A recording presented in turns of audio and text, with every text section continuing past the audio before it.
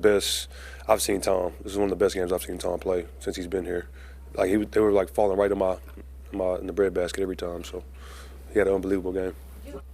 Coach Mangini's back with us. Brew, how dangerous are the Bucks?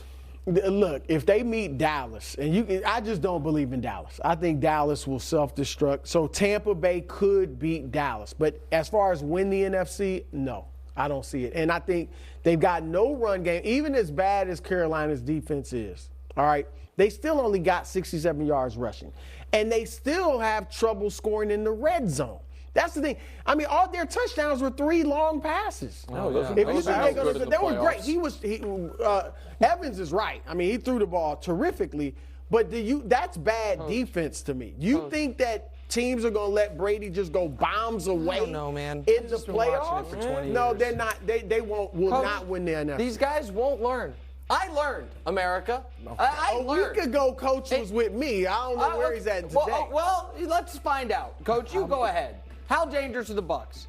I still have trouble with the Bucks. The only reason I don't, I would say there's any chance is because of Tom. But listen, when you watch the game last week, if the punter doesn't make an incredible play for the Bucks, that's a problem. If Sam Darnold doesn't turn into Sam Darnold at different points in the game, that's a problem. Right. And why are you playing press man-to-man defense against the cat that burned you not once, not twice, but 3 times? Like at some point you think, hey, let's play split safety and get someone over the top of this guy. Yeah, of course. That just beat us. Right. That Is a just beat playoff us team doing that? 60 yards, I don't 50 know. yards. Coach It's is like, if not for the punter making an amazing play, and yes, and if not for the tuck rule and Vinatieri making amazing plays, and all of a sudden the Rams in 2018 and in 2001 going from the most explosive offense in football to then they have their worst game in years against Tom Brady's defense, even though he's not on defense. Guys, I've watched this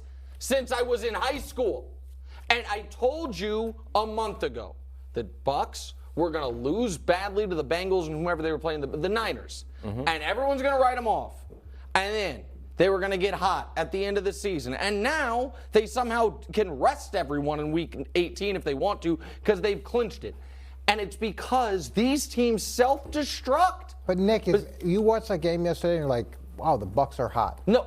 Like at any point during the game, you're like, to win. if anything, it was like, Carolina, how is this happening? I watched the game. How is this happening? Coach, I watched the game and I said, the scariest thing about the Bucs offense used to be the Brady Evans connection. You would hope it doesn't get back going. And he throws for 450 yards and 3 bombs to Mike Evans. Coach, can I speak for my friend Nick Wright?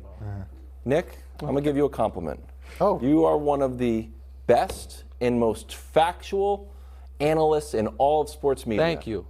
And when it comes to Tom Brady, you've studied the numbers, you've watched the games. Coach, I swear to God, this is the analysis.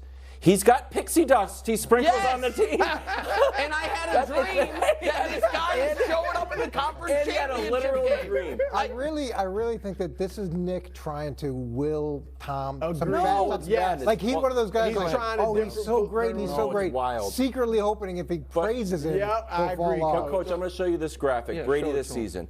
The rest of the game, the first quarters 1 through 3, 11 passes. 11 pass touchdowns. 11 pass touchdowns. Yeah, he doesn't. They don't run the ball that much. But in the fourth quarter, 13 touchdowns. So, Coach, is there anything to Nick's dream and pixie dust theory that not only is Brady clutch, obviously, but teams are collapsing?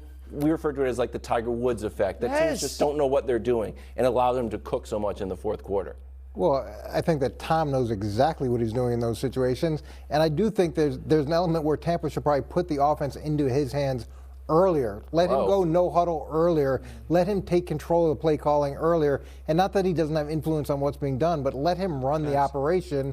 And to me, that gives him the best chance to be successful. No, I don't want to talk about my dream. I just want to explain to you guys that if it happens 35 times, it's not a coincidence. And 4 times this year, the Bucks could be dead. And the other team just implodes. And if you don't think there is something to it, be it the officiating, the juju, the fear of Brady, these are just the fourth quarter deficits, but it's way worse than that, bro. Which one of those teams is good? It's not a who's. I mean, really, It's not a who's who. None of those teams will be in the playoffs, and they were down big in the fourth quarter. That's the problem. I understand that.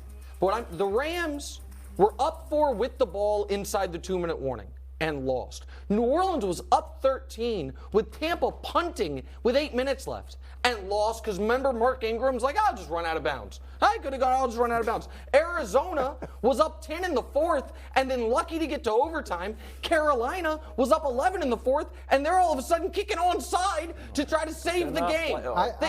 I want Tom Brady to win. I want Tom Brady to keep going forward. I'm just struggling watching the penalties, the drop passes, the lack of a running game, the inconsistency. Those things have been difficult to stomach throughout the course what of the I'm going to season. struggle watching. Wilds in the playoffs. Well, let's look at the playoff picture. Yeah. Because to Bruce's point, none of those teams at those monster comebacks no, they didn't need to come back when they played the playoffs. Cowboys. They beat them 19-3. Who would they play in the first round? Wild? If the playoffs started today, which everybody would be on short rest playing a Monday afternoon, it would be the Cowboys going to Tampa. Okay. So I'll go back to you. Yeah, Brew, call that game. You're proving my point. You're saying the Cowboys could get beat. Right. And if the Cowboys get beat, it is then playing an Eagles team who they annihilated in the playoffs last year, who hasn't looked good in weeks, whose quarterback is banged up, and whose coach has no experience and quarterback has no experience. You're telling me you are dead confident that the limping Philadelphia Eagles with no Lane Johnson against that defense aren't going to all of a sudden be like, God dog it. Tom Brady's in the NFC Championship game again, and his path there was Mike McCarthy, the Eagles, and then Brock Purdy. That's not part of Tom Brady's whole football life. That he's going to get Brock Purdy for an 11th trip to the Super Bowl. Okay, that's what's going to happen. Maybe this fits your dream, all right? That Jalen might not play. Okay, Jalen's 50%. All right, I'll give you that. If he can play and he's close to who he is, they are not losing to Tampa Bay. The defense, you know how much pressure the best got the most sacks in the league, one of the most historically. They are going to pressure Brady, and that's when he struggles. Okay, we already have him in round 2. Now. I just want it to be understood. 2 weeks ago, you guys had him losing the division. Now Brew is talking about the round 2 Cowboys matchup. I can't wait until we see him in the Super Bowl. He doesn't really struggle against pressure. He's actually pretty effective against pressure. It's whether or not you can push the pocket, get him off the spot. That'll be great, guys. Listen, I'm angry with the Rams, Saints, Cardinals, and Panthers because they could have ended this, and instead. It's Halloween part 14. Now we're going to talk about the power of manifestation. Okay, good. We'll enjoy this. Oh, yeah. My dreams are silly. Aaron Rodgers. If you believe in something, if you want something, say it. And that's the first step. That's what Aaron Rodgers did. And look at the Packers now. Next week, they win, they're in.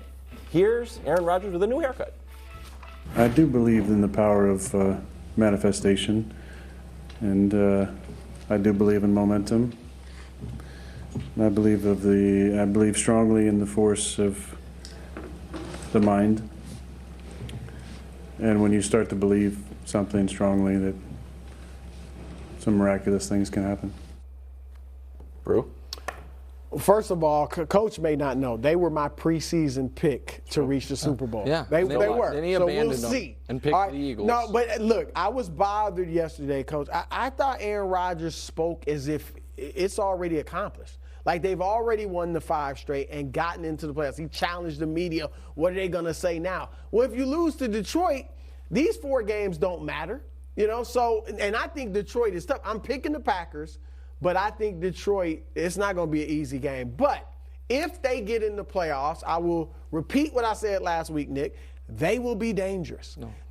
The defense is playing much better. They're starting to get takeaways. They got a run game that is great with Aaron Jones and Dillon. And they only want, they're not relying on Rodgers throwing 40 times anymore.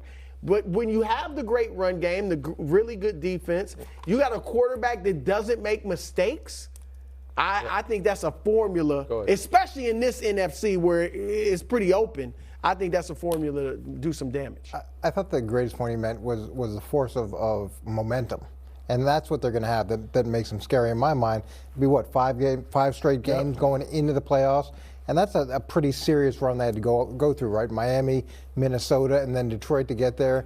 And then you add the Rodgers wild card because at any point he can explode. It hasn't been that throughout the course of the season, but but put them in that environment with that type of momentum from a team perspective, which to me is different than Tampa. Well, so that's they're what's- going in with a much stronger momentum. Okay, so it just, by the way, it just came out. The NFL, in my opinion, is putting their finger on the scale a bit in favor of the Packers because the Packers are going to be the Sunday night game. It just got announced moments ago while we were actually